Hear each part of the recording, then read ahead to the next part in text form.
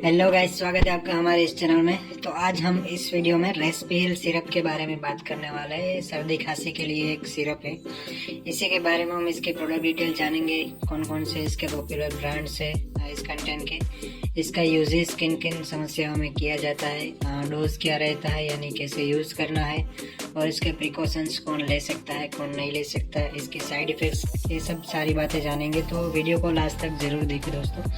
और अभी तक आपने हमारे इस चैनल को सब्सक्राइब नहीं किया तो सब्सक्राइब कर दें। तो सबसे पहले तो इसके हम प्रोडक्ट डिटेल के बारे में जानें तो इसका नाम है रेस्पिल सिरप। इसके कंटेंट की बात करें तो इसमें डेक्स्ट्रोमिथोर्फेन, सीपीएम यानी फिनाइलेफ्रिन, और सीपीएम यानी क्लोरफेनार्मन मेलेट, और फिनाइलेफ्रिन, ये 3 कंटेंट आते हैं। तो जो डेक्स्ट्रोमिथोर्फेन है वो 15 मिलीग्राम आता है, फिनाइलेफ्रिन है वो 5 मिलीग्राम, और क्लोरफेनार्मन मेलेट है वो 2 मिलीग्राम आता है। और ये रेस्पिल सिरप हिल्टन कंपनी की सिरप है, हिल्टन लाइफ साइंस की, और इसका प्राइस है सिर्फ 110 रुपये। अब इसके यूजेस के बारे में बात करें तो ये सूखी खांसी में प्रयोग लिया जाता है। सूखी खांसी रहती हो, अगर आपको साथ में सर्दी रहती हो, कंजेशन रहता हो, नाक बंद हो गया है सर्दी की वजह से, और उसी के साथ में गले में खराश रहती हो, और सूखी खांसी रहती हो, बलगम वाली नहीं होती है, जो सूखी खांसी होती है उसमें आप ये यूज़ कर सकते हो। याद रखें दोस्तों, ये सिर्फ सूखी खांसी में यूज़ करनी है। बलगम वाली खांसी में जिसमें कफ आता है वो वाली खांसी में यूज़ नहीं करनी है, क्योंकि इसका काम क्या है ये इसके बारे में बात कर लेते हैं। जो डेक्स्ट्रोमिथोर्फेन है वो एक कफ सप्रेसेंट है, यानी जो कफिंग सिग्नल से आपके ब्रेन में से जो ब्रेन आपके बॉडी को कफिंग सिग्नल देता है उसको ये ब्लॉक कर देता है। जो फिनाइलेफ्रिन है वो डीकंजेस्टेंट है, और जो सीपीएम है क्लोरफेनार्मन मेलेट, वो एक एंटीहिस्टामिनिक है, यानी वो सर्दी है, एलर्जी है, राइनाइटिस है, रनिंग नोज, नाक में से पानी आ रहा है, सर्दी आ रही है, तो उसको ये बंद कर देगा। अब ये हम बात कर लेते हैं कि सूखी खांसी में क्यों लेनी चाहिए, कफ वाली खांसी में, बलगम वाली खांसी में क्यों नहीं लेनी चाहिए।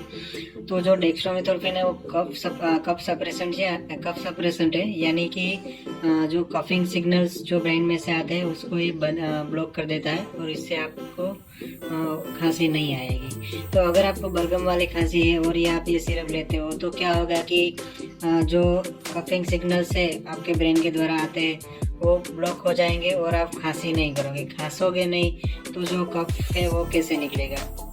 तो बेसिकली ये करता क्या है कि डेक्स्ट्रोमिथोर्फेन आपकी खांसी को बंद कर देता है। अगर आपको कफ वाली खांसी है तो नहीं ले सकते, क्योंकि अगर आपकी खांसी बंद हो जाती है तो अंदर ही अंदर कफ ज़्यादा से ज़्यादा बढ़ने लगेगा, और अंदर ही अंदर कफ ज़्यादा जमता जाएगा। तो इसी वजह से स्ट्रिक्टली आपको ये सिरप सिर्फ और सिर्फ सूखी खांसी में ही लेनी है। बात करें इसके साइड इफ़ेक्ट्स की तो इसकी वजह से नोज़िया, वॉमिटिंग यानी उल्टी जैसा लगना, उल्टी होना, या तो फिर पेट में दर्द, या तो फिर सिर दर्द रहना, या तो फिर डिजीनेस जैसा यानी चक्कर जैसा रहना, ये सारी कॉम्प्लिकेशंस हो सकती है। बहुत कम इसके साइड इफ़ेक्ट्स देखने को मिले हैं, ये सारे साइड इफ़ेक्ट्स देखने को मिलते हैं। और इसकी डोजेस के बारे में बात करें कैसे लेनी है, तो एक अडल्ट व्यक्ति इसका एक ढक्कन 3 टाइम यानी 10 ml सुबह दोपहर शाम 3 टाइम ले सकता है। इसका 10 ml सुबह दोपहर शाम 3 टाइम ले सकता है। अगर पीडिया है 10 साल के ऊपर के बच्चों को देनी है तो आधा चम्मच यानी 5 ml 3 टाइम, 2 से 3 टाइम आप दे सकते हो सुबह दोपहर शाम। और सेफ्टी एडवाइस यानी प्रिकॉशंस की बात कर ले तो ये सिर्फ प्रेग्नेंट महिला, ब्रेस्ट फीडिंग मदर्स, और जो इन्फेंट्स है, जो छोटे बच्चे हैं, उन लोगों को ले सकते हैं, लेकिन डॉक्टर्स की सलाह लेने के बाद। विदाउट डॉक्टर्स प्रिस्क्रिप्शन आपको ये नहीं लेनी है, क्योंकि ये शेड्यूल एच ड्रग है।